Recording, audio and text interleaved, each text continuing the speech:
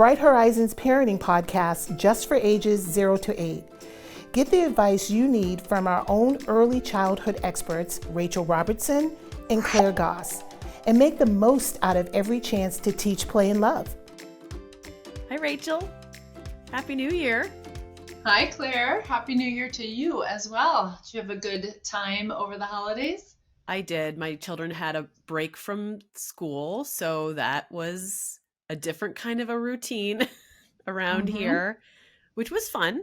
And we got some extra sleep, which everyone in this house needed.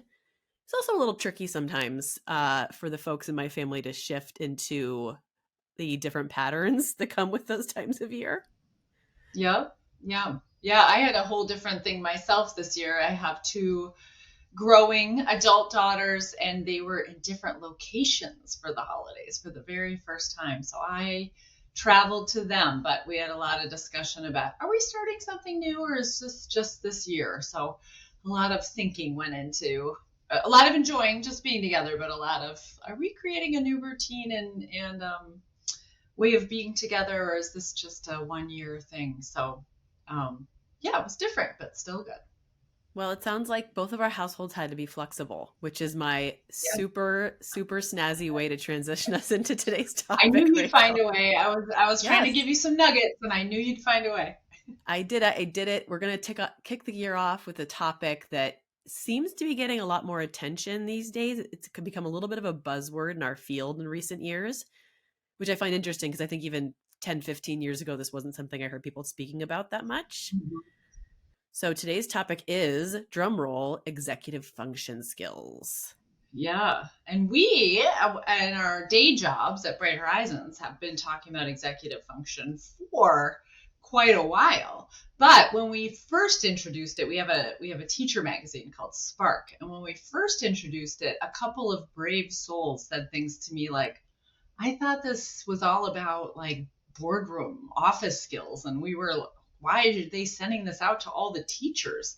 Until I had to read it. And I walked in a center, and the director and the assistant director were reading it, and they're like, we've never heard of this before. What is this all about? And so it was intentionally an introduction to a sophisticated but so important set of skills.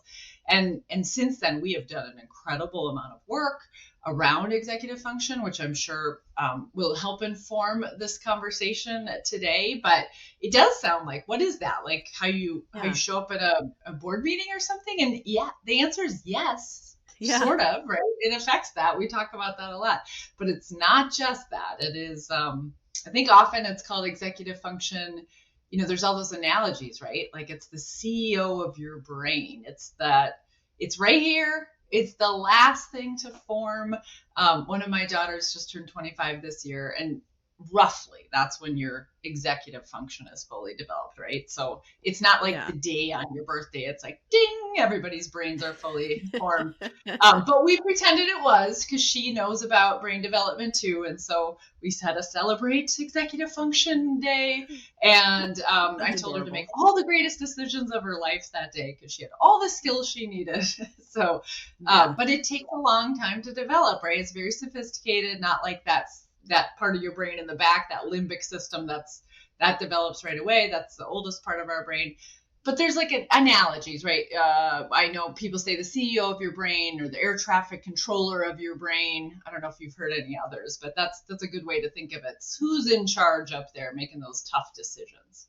Yeah, I've heard air traffic controller a lot in our field, and I think so. For our listeners who aren't watching the video replay, Rachel was tapping the part of her forehead in between her eyebrows. That's where it sits. It's that prefrontal cortex right in the front.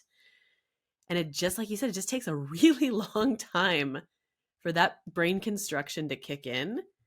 Mm-hmm. And so I find the air traffic controller metaphor is the one that I really like when I speak to parents about it, because you totally know anyone who's listening to this right now who has ever interacted with a child knows what I'm saying when that child's air traffic controller goes out to lunch. Like they're on break, they're on vacation, they are not, there's no one flying that plane in that brain. They're not even working yet in some cases, right? Or they're like a really new trainee. Yes. they don't know anything about air traffic. Yes. They've got the vest maybe, but that's it. Right. So you can imagine what that would look like at an airport if the air traffic controller was like, nah, I'm just going to come to work in like 25 years. Does that work for everybody? Like, no, in fact, it does not. It is a sloppy mess.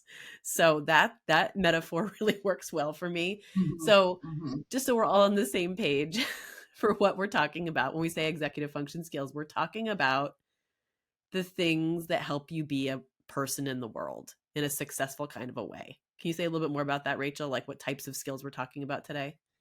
Yeah, it's really a set of skills, a set of attributes that work together to allow people to make thoughtful decisions and choices, to plan ahead, to be the captain of their own ship, again, like that CEO or air traffic controller. So it's working memory, regulation. So you're thinking about, I feel this way in this situation, or I want to get up, or I want to speak, but I'm going to not do that because I can read the room. I remember the social cues. I'm calling on that working memory. I remember how to behave in this situation. I can modify. I can make decisions in my own best interests that are going to help me meet my goals long term. All of those types of skills, all the little skills that are required to do those things are what make up executive function. Being able to understand multi-step directions, to hold information in your head for a while and even pull it out when it's relevant to the new situation you're in. So kids, when we give them too many directions or ask them to wait for too long, that those are examples of required executive function skills that they can't actually do, or if they do, they're using everything they've got for the whole day in that time you've asked them to do more than they're really capable of. But adults have a hard time. If someone's listening to this and they're in traffic right now, your executive function has to work real hard right now. First of all, because you're doing more than one thing at once, and you are probably dealing with some frustration in traffic. So if you respond to that, you're not using your executive function. But if you have an inner feeling and go, it's okay, we're all in this together, I'll get home, it's okay, I'm not in a rush, you're using your executive function skills right there. So we're using them all day long. We really rely on them. That's why I think, Claire, you're saying they're the skills of life. They're what help people be successful. You can know a lot of stuff, but if you can't regulate, if you can't plan ahead, if you can't make thoughtful choices and decisions in collaboration with others in your own best interest, doesn't actually matter how much information you know. Those things are the things that really unleash or unlock your other skills and talents. Yeah. So every single time I do not interrupt somebody when I know that my idea is correct and theirs is incorrect. Every time I control my road rage on the Massachusetts Turnpike. Every time I do those things as an adult, and those are two instances. I just gave you two examples from my real life in the last week that were hard for me to do, and I'm a middle-aged person. Yep. You think about then a 3-year-old, a 5-year-old, even our teenagers, right? These are things that children are just lousy at. They are lousy at them, and you know this if you're a parent or caregiver, right? Young children especially, incredibly impulsive, terrible at following directions, cannot seem to remember the instructions you've just given them. I mean, right. And they have a feeling, and that they are going to tell you that feeling, whether it's an appropriate setting or time or not, right? It's just classic poor, low executive function. Executive function, right? The awkward, embarrassing question in the middle of the store, that's a lack of inhibition, which is a part of executive function. And it's really helpful to remember that this is by design. This is how our brains develop. So that stuff comes later after everything else has been developed. And that's a good design if you look at, if you go all the way from adulthood and work backwards. But it can be hard when kids don't have those skills. So they really just don't have them yet. We can help develop them. We can work within their capacities and get a lot from them. We can get all we can out of their developing executive function. And we're definitely going to talk about that. But they just aren't able. It's like a muscle that hasn't been grown yet. They can't try harder. They can't do something new to develop it. It's just how the development of executive function goes. I do want to acknowledge, though, that we have a lot of different kinds of development, and we talk about neurodiversity a lot. on this in this podcast and our discussions. And a lot of diagnoses and developmental delays or learning delays have to do with executive function. So I just want to acknowledge that sometimes they develop faster, sometimes they develop slower, sometimes they don't develop, and that's okay. We're talking about the whole range. We are mostly talking about typical development, but acknowledging and recognize this huge range of executive function and all the supports that children and sometimes adults need. I did want to say something clear, and I just want to make it clear to everyone that you called yourself a middle-aged woman, not me. So let's get that out. But as a middle-aged woman, one of the things I know from talking to researchers about executive function is our executive function starts to wither away too, unless we really use it. So it's not like you just get it and then it's yours for life. A lot of issues that much older than middle-aged women, adults have challenges with those are some executive function things, more forgetful, not being able to plan ahead, so it sort of rises as you're growing up and then it starts to go down. So as adults, we should really think about exercising. Good, I used that muscle analogy earlier. So exercising our executive function. And we can do that as we're being very patient with our children who don't have any executive function. So yeah, to review, you're not born with these skills. You have opportunities to acquire them. And for some folks, it's harder and more work than for others. Yep. And then once you get some of these skills, you have to work to keep them. Yeah. It's not very fair, is it? I know, it's been a lot of work. Yeah. And, the jobs in the world today and the way we expect of society and access to information, executive function has become more and more important than it ever was before. That long-term thinking, that decision-making, the ability to change and adapt. I'm already to the point in my life where I don't want to learn about a new electronic or a new tool or a new app. Like, do I really need to learn that? I'm already losing some cognitive flexibility or willingness, at least to get involved in some cognitive flexibility, but be able to change, do something different than what was planned, follow a new idea, whatever that is. That's also executive function. So it's very important and more important in this world. So that's partially why we're all paying attention to it more. And brain research is just blossoming. It has been for the last couple of decades. We know so much more. So we have to know more as parents, and we have to do different as educators and parents too with this information.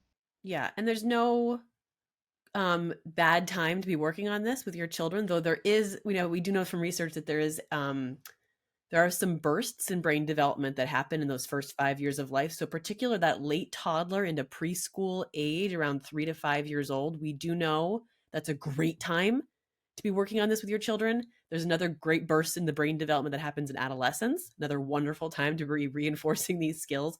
But there's never, no matter what age your children are or you are, these are skills you can work on. And we are going to tell you a little bit more about how to work on these skills at home when we come back after a short break. Did you know that you can get the Teach, Play, Love brand of learning for your preschooler every day? The very people you trust for parenting advice are behind our Bright Horizons preschool program. Learning adventures that inspire kids to reach their unique potential. One-of-a-kind preschool for your one-of-a-kind kid. That's Bright Horizons. Enrollment is happening now. Visit brighthorizons.com to find a center near you. Okay, welcome back, listeners. We were just talking about executive function skills and how deeply important they are for navigating life. There's both short-term and long-term reasons that these are important. We talked a little bit about those in our first segment. So I hope we have your buy-in for why this is important stuff as a parent and caregiver. We just want to talk now for a few minutes about how researchers break down executive function. We've had the privilege at Bright Horizons of learning from lots of researchers about this topic. Dr. Stephanie Carlson at the University of Minnesota has recently been working with us on this. And if our listeners want to learn about her research, I check out her website. There's also a great website from Harvard University, the Center on the Developing Child. They have some wonderful resources for families about executive function. So check those out. But those current researchers break down executive function skills into 3 subset areas. The first one is cognitive and mental flexibility. So you see this with your children when they're able to move from playtime to snack time, and they know that the behavior expectations at snack time are a little bit different than they were out on the playground. That's cognitive or mental flexibility. You might also see this skill when a preschooler is successfully able to talk to a friend about what they should play next, right? One person has one idea, another person has another idea. They're able to be a little bit flexible with that. The second area of executive function we're going to talk about is working memory. So this is when your child is successfully able to remember the rules to a game or instructions or directions. If you think about a 1-year-old to a 4-year-old, there's a huge burst in executive function skills between those two age groups, right? So children are working on this all the time, but it's tricky. Working memory is real tough for young kids and for middle-aged ladies. And then the third subset of skills is inhibitory or self-control. So again, something that when we think of young children, like a toddler especially, they really struggle with it, with self-control sometimes. That's when you see a child really wants to take a turn, but they control that impulse and let someone else take a turn with something that's really fun. Or you just see them kind of resist the impulse to do something, right? Like they really, really, really want to blow bubbles in their milk and make a huge mess, and you see them rethink that and maybe not blow the bubbles in the milk. That's huge, and a huge executive function win. So when I'm hearing you say all this, Claire, what I think of is the opposite, is when the child, because more often than not, the child is actually blowing the bubbles. So you can see an executive function gap there. Right. So a gap. I'm just, the reality of it is that most often in the early years, you're not going to see the executive function, but you can now see the times that they do it.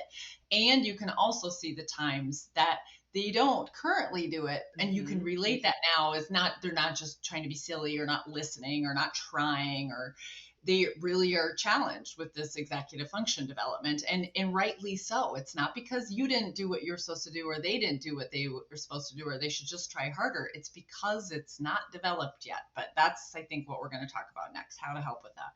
Yeah. So what would you recommend, Rachel, for our listeners who are parenting babies and toddlers? Because you can start this with infants and toddlers. How would you bolster or encourage these executive function skills at home?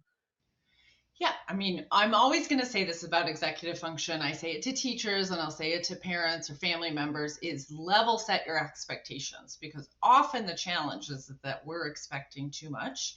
We're expecting a level of executive function that helps with our routine. So we maybe want our kids to get out of the house really quick in the morning. We're flying around the house because we're late and we can't understand why they haven't put their shoes on yet. So that is their challenge, by being able to remember the rules. Or they go up, this happened to me a lot with one of my daughters, is they go up to the room to get one thing, and you come in the room and they don't have any clothes on and they're already late for work.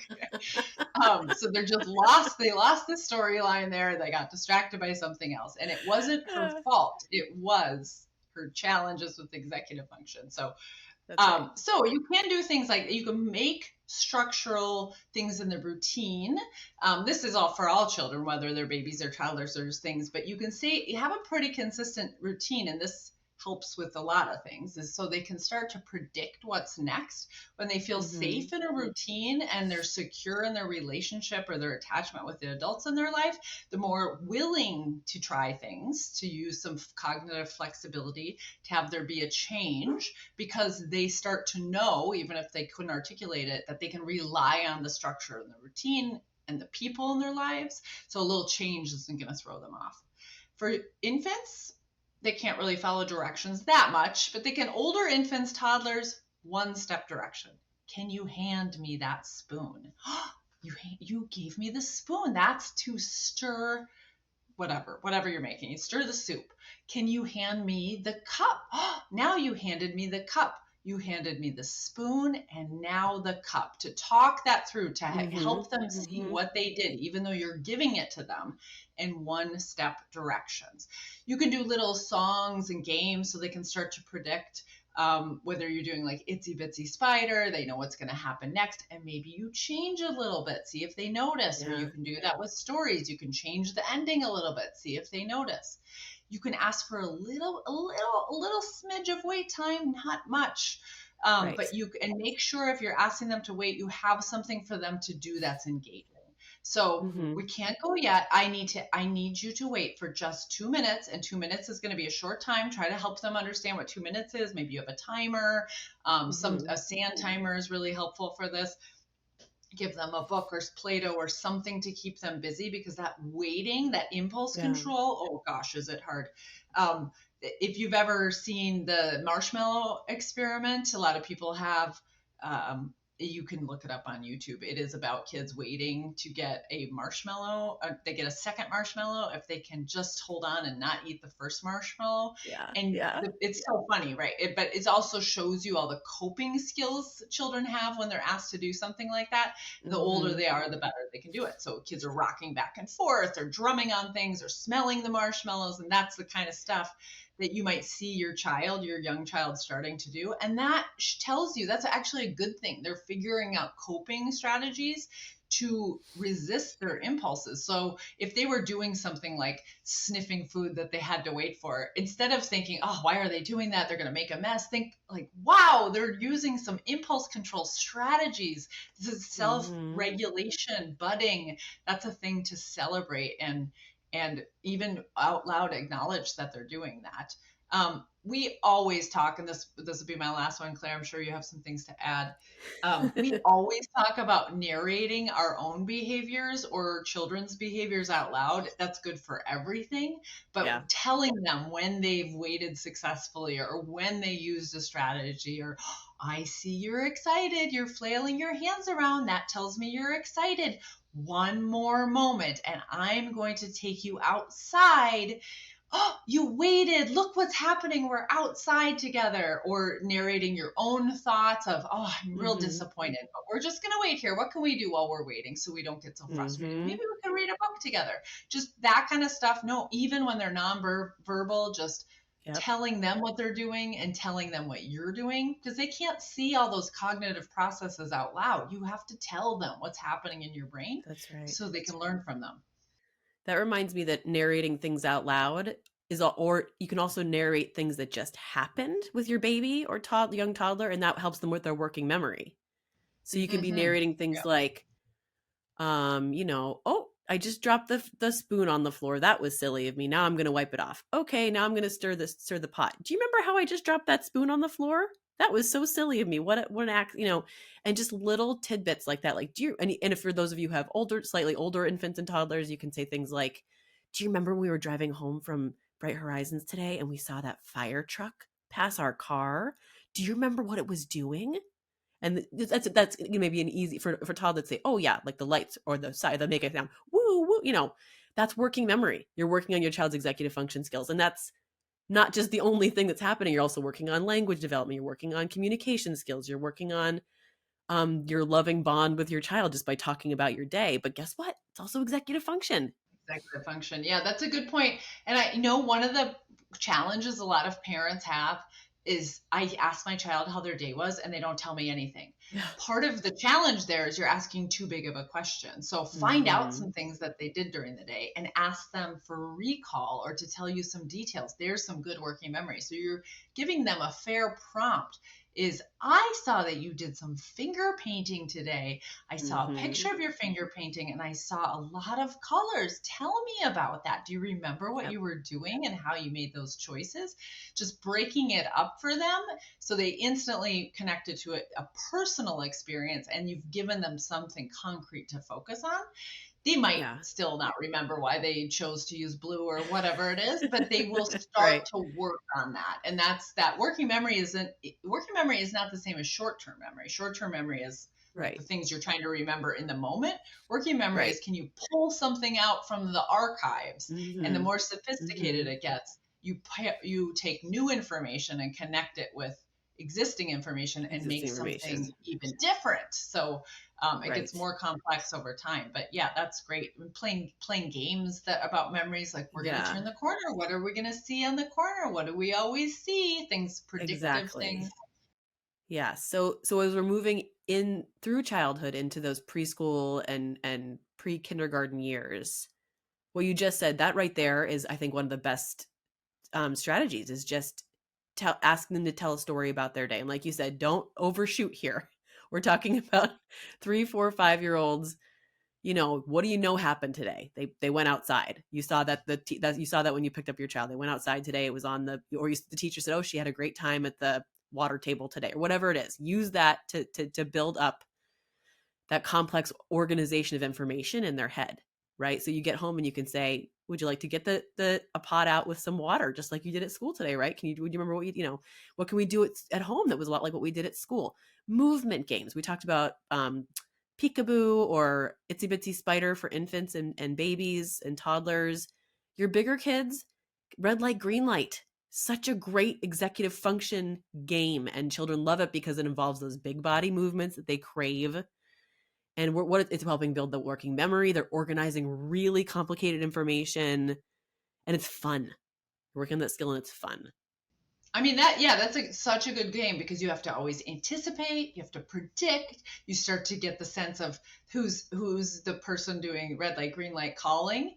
Are they going to go fast? Are they going to go slow? What has this person done in the past? What am I capable of? Do I have any secret moves I'm going to pull out here? Like, it's so complex, that game, even though it seems so simple. Yeah. There's so much inhibitory control involved. There's so much flexibility, right? Right. In the impulse. Yeah, just so much impulse control. Other things you can do at home with this age kids, you can do cooking projects. Again, there's so many wonderful good things happening when you're messing around in the kitchen with your kids. It's great for, again, language development, math and science skills. But guess what else it does? It takes a lot of focus and attention to cook something. Following a recipe, that's hard to do, again, for adults and for kids. So you really have to kind of stick with it. You have to be a little bit invested in it. I encourage you to make it fun. And they're going to make a mistake, and they're going to have to ask you 5 times, how many cups? And they're going to keep asking you, and you're going to keep gently reminding them, "Oh, remember we just said we were going to put 1 cup of flour in, not 5 cups of flour," right? Just really good practice for them. Yeah. And then there's a couple other things that you could, you just gave a good segue to a strategy or a practice that I like to use in classrooms or when I was a teacher, where you do it, I think we would call it more like an infographic now, but a chart that visually shows a child what the expectation is. So we used to do things, so we'd have an activity that we wanted children to be able to do if they wanted to choose to do that activity, and we'd have a visual direction. So first you do this, then you do this, then you do this. 3 steps for preschoolers, that's your max. And they could self-help, which is also good for executive function, but they could go back and they can refer to a chart, so you don't, as the adult, have to answer that same question over and over. And if you're in a classroom, you're going to have that same question from 20 children at once. So right. you out of necessity, you want to do things like that, but it's actually really good for them. So we have that near hand washing sinks. So of course, we're supervising children when they're hand washing, but we also have a visual step-by-step process. We do that with their schedules for the day, so children can go refer to it when they're making a choice in a different part of the classroom, so they can see that they've made a choice and refer to that, see what their options are. So that's a really good practice that takes them off of you, but really recognizes where they are developmentally and helps them. And even for older children, if they're challenged with executive function skills, just how to get out the door in the morning. First you get dressed, maybe first you brush your teeth, or whatever the steps are, brush your hair, however detailed you have to get with it. Get your backpack, get your shoes, put it in an order, have them put it in an order. So it's easier to get out of the house every day. With my daughter that liked to do a quick switch on me if I sent her up to her room to get something, we just put a new strategies in place. So we're going to pick out clothes the week before. We're going to put them on hangers for the week. And that made a big difference in it, just to help her figure out her own regulation strategy that was going to work. I want to say, Claire, before we get too far away from this too, is that this can be frustrating. Again, like we just talked about, like your kids can't wait, they can't settle down, they get real frustrated because they want something, and we can give into that. So we're at the store and they're flipping out because they want something, right? And a natural instinct for a lot of families is, oh, let's just quiet this down. It's just this one time. Let's give them the thing. But maybe you have asked for too much. Maybe you have for too much executive function, and you have to make a decision based on that. But you are also not giving them the opportunity to flex those executive function muscles if Mm-hmm. you fix it for them. So thinking about the age of your child, and you know your child, you know if they're likely to have a hard time in the store. Is it late at night? Have they not slept well? All the things you have to think about.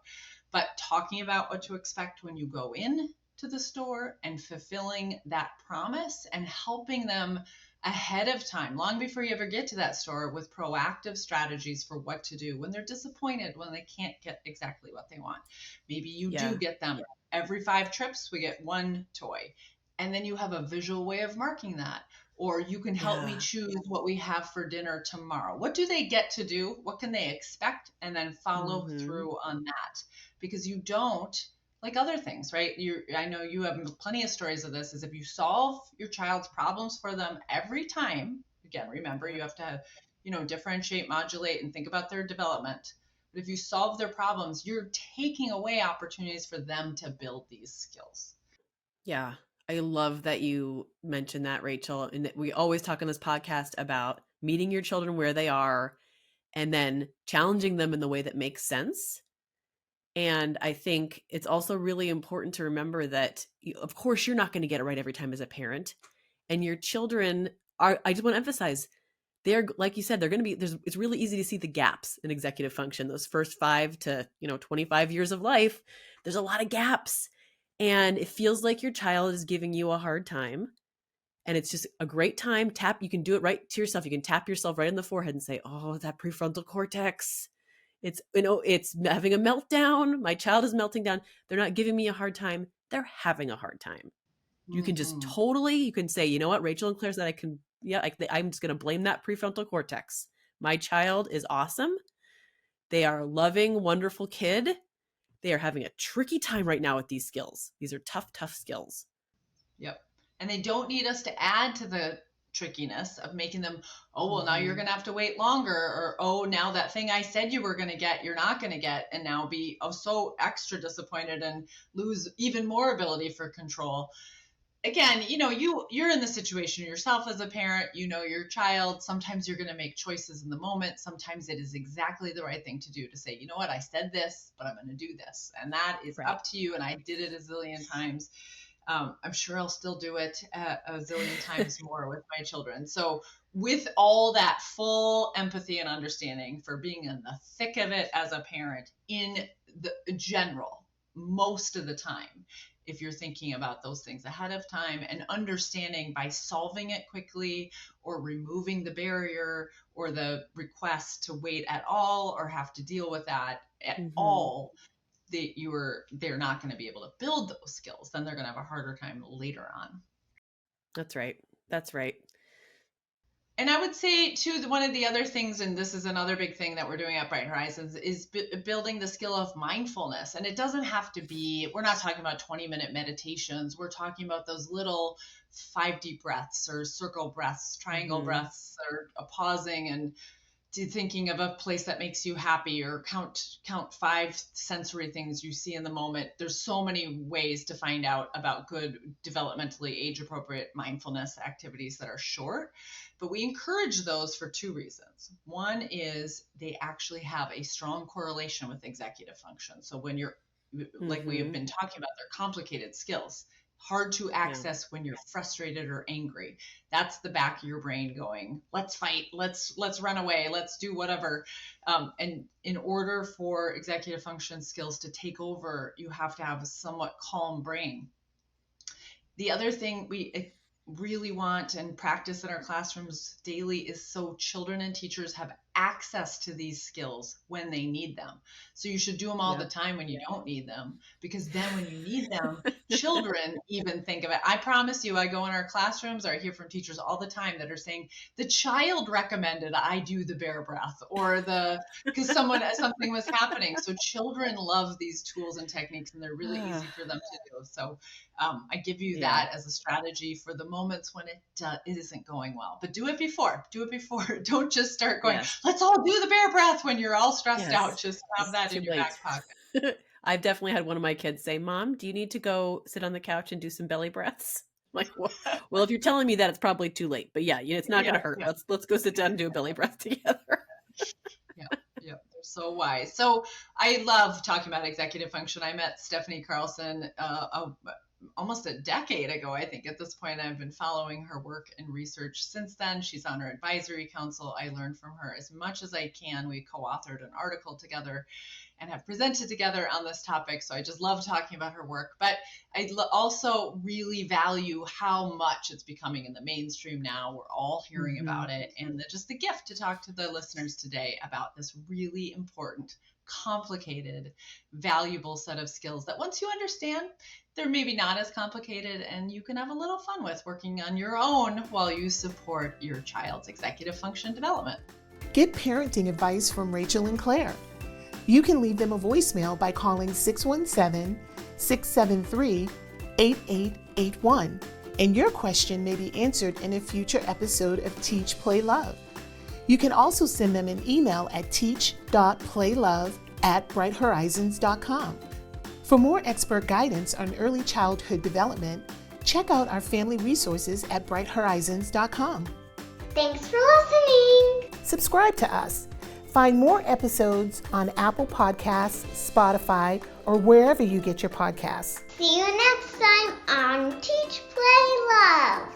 And discover parenting as the joy it was meant to be.